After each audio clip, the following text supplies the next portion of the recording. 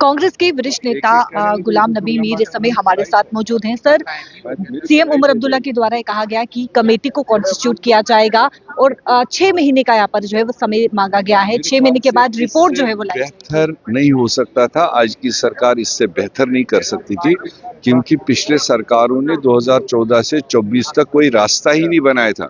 इन casual need based लोगों को आगे बढ़ाने का, रेगुलराइज करने का कोई रास्ता नहीं छोड़ा था। तो अब 2-4 महीने में जब इन्होंने भी देखा और हमारी कमिटमेंट थी पब्लिक के साथ, उन लोगों के साथ हम आपका कुछ ना कुछ इंसाफ करेंगे, तो उस डायरेक्शन में जो आज उनने कमेटी अनाउंस की, मेरे ख्याल से वो एक सही तरीका है, सही रास्ता है। जो कमेटी नंबर्स भी तय करेगी कि किस महकमे में कितने हैं, कब से है, वरना तो फेक भी आ जाते हैं लिस्ट। अगर रात को ही आप कर देते, सुबह पता नहीं ये 60,000 को 2 लाख भी बना ले। सवाल यही है, क्या डेटा नहीं है जम्मू कश्मीर सरकार? उन्होंने बताया डेटा इस तरह से है कि 2014 में हमारी सरकार ने जब कैलकुलेट किया था 61,000 था। फिर जब पीडीपी बीजेपी सरकार आई तो उन्हें 1,10,000 बना दिया। अब अगर 10 साल के बाद आज देखेंगे, क्या पता है कि ये 2 लाख तक पहुंच गया हो। तो देयरफॉर ऑफिशियली रिकॉग्नाइज्ड फिगर तो किसी के पास था नहीं।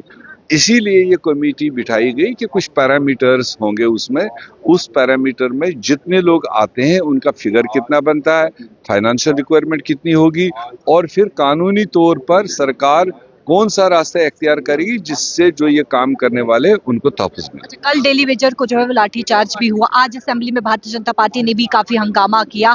क्या ये उनका एक्शन है या फिर ये सोच विचार किया था? जनता पार्टी को कोई हक नहीं बनता था, क्योंकि 10 साल तो वो सरकार में थे, डबल इंजन वाली सरकार में थे। तब तो उनके दरवाजों पर जाते थे, उनको कहते थे पहले हमें मुख्यमंत्री बनाओ। इंसाफ तो किया नहीं उनके साथ। आज जब वो यहाँ पर अपना प्रदर्शन करने आए तो उनको लाठी चलवाने वाले भी बीजेपी वाले हैं, क्योंकि होम डिपार्टमेंट अमित शाह जी के पास में है, लेफ्टिनेंट गवर्नर के पास में है। तो इनको ये बात वहां जाकर करनी चाहिए थी, ये हमारे बच्चे हैं, ये अपनी जेन्युइन डिमांड रख रहे हैं, इन पर लाठी क्यों चला रहे हो। तो ये तो उमर अब्दुल्ला पर तो आता नहीं, उसके पास होम तो है नहीं। तो इसलिए दोनों तरीके से उनका हक नहीं बनता था आज डेली वेजर्स के हक में बात करना। सेंट्रल स्कीम्स को लेकर भी उन्होंने बात की। सेंट्रल स्कीम्स तो हमेशा रही है। और पहले मैं आपको बता दूं, पहले सेंट्रल स्कीम्स जम्मू कश्मीर में जब स्टेट था, हमें 90-10 के हिसाब से पैसा आता। 90% सेंट्रल ग्रांट देता था, 80% जम्मू कश्मीर लगाता था।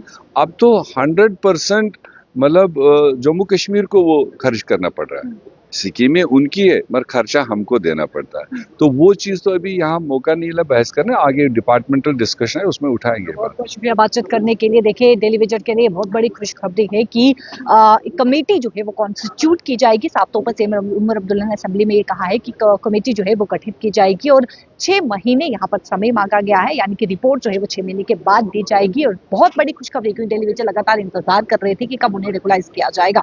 कैमरा पर्सन अश्वनी के साथ शिल्पा शर्मा, जम्मू।